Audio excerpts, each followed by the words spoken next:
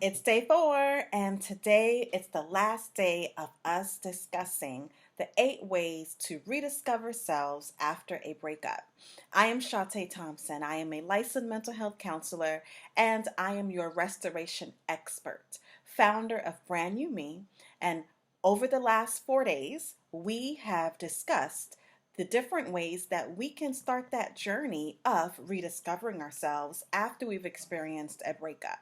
All right, so just to give you a quick recap before I go into the last 2 ways for you as these tips to start that journey of rediscovering yourselves. First is remembering that you got to allow yourself to grieve. Allow yourself to go through the the grieving process of denial, bargaining, anger, sadness, and acceptance. Allow yourself to go through that. It's normal. It's okay, right? We all have gone through it. So it's okay for you to feel the funk, right? So allow yourself, give yourself grace to actually go through that process. When we go through it, it helps us to heal. Okay? The second part is where you allow yourself to feel the funk, but you commit not to get stuck there. Okay, so after you are feeling sad, you're not in the best of moods, now you tell yourself in a certain amount of time, let me get up, dress up, do something nice for myself, feel good in some type of way, move through this feeling so I can get to the other side. Right? What are things that you can do to help yourself get to the other side? You can journal. You can go to therapy. You can connect with your loved ones. You can do all of these different things that's going to help you to move through to get on the other side of that hurt. Okay? Next is it takes two to tango. When we remember that it takes two for a demise of a relationship. So don't blame yourself for what has transpired in the relationship. Acknowledge where you went wrong, the things that you could have done differently. And after you acknowledge that, make a commitment of different ways that you're going to move differently, to do things differently, to get different results, right? But don't get stuck in the mindset of blaming yourself for the things that have gone wrong in the relationship. We can go through the shoulda, coulda, wouldas, the ifs and the thens, and all of these different ways that we can just bombard ourselves with why this relationship didn't work. Okay, but it takes two to tango, right? So it's not just you, it's both of you. And after you acknowledge your part in it, what are you going to do differently? How are you going to get different results moving forward for your relationships to come? All right, so that's 3. 4 is fight the urge to stay connected, right? We got to allow ourselves to let go, right? So don't follow them on social media, don't call them, don't text them, right?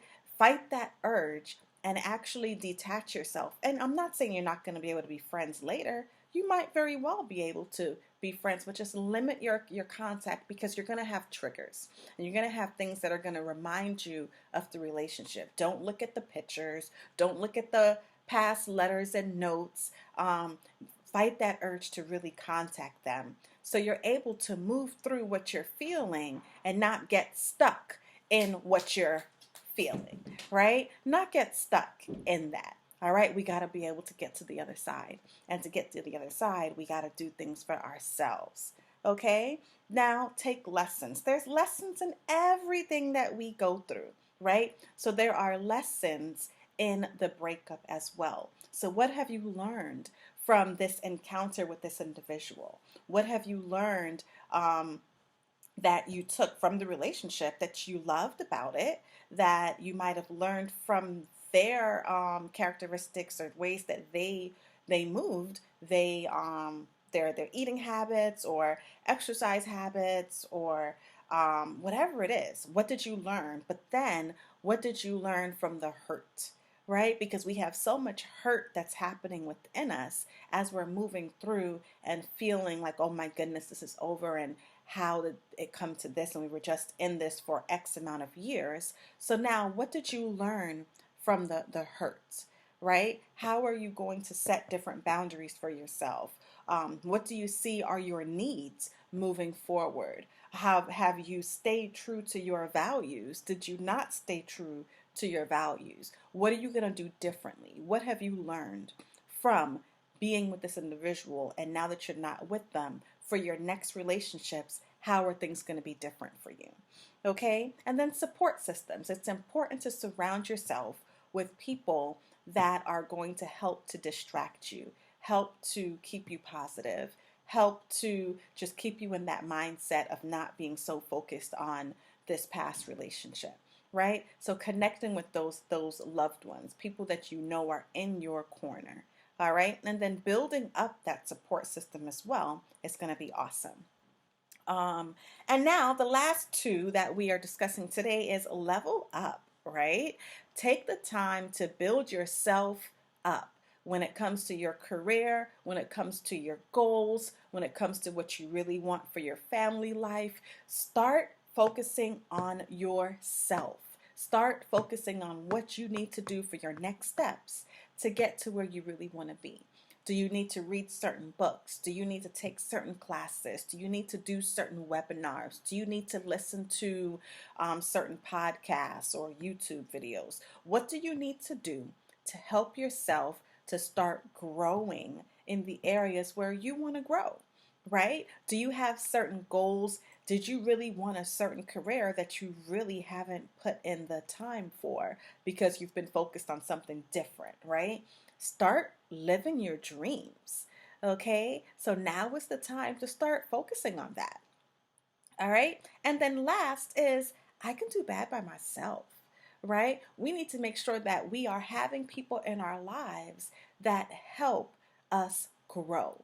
If this person is not bringing you and helping you to be a better version of yourself in some type of way, right? It could be by the way that you see the things that they talk about, the things that they watch, the things that they read, from the discussions that you have with them, right? By the time that you spend with them.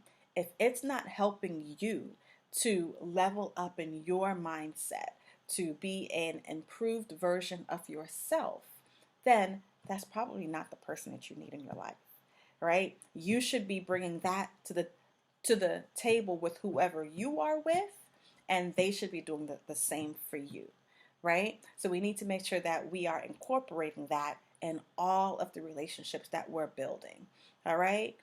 So those were the 8 ways that we are going to start that journey of rediscovering selves after a breakup. All right. I hope you were able to find this super helpful. And if you're not following my page, Brand New Me Journey, start following it. I want to stay connected with you. If you found it helpful, write a comment, share it with someone, like, share, type #replay. Let me know that you were here. And then also, I have a wonderful program that's starting June 21st.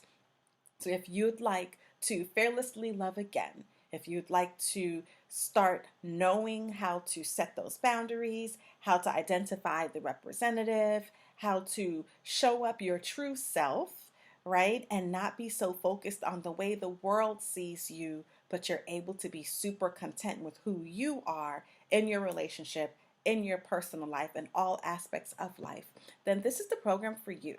All right? So check it out. tinyurl.com/love playbook. Check it out. I look forward to hearing from you. If you have any questions, feel free to DM me and we'll talk about it. All right. If you sign up early, there's an early bird special. So you'll get a bonus gift and we'll be able to start that work. Okay. Until next time, I am Shante Thompson signing off. Be intentionally hopeful and authentically you.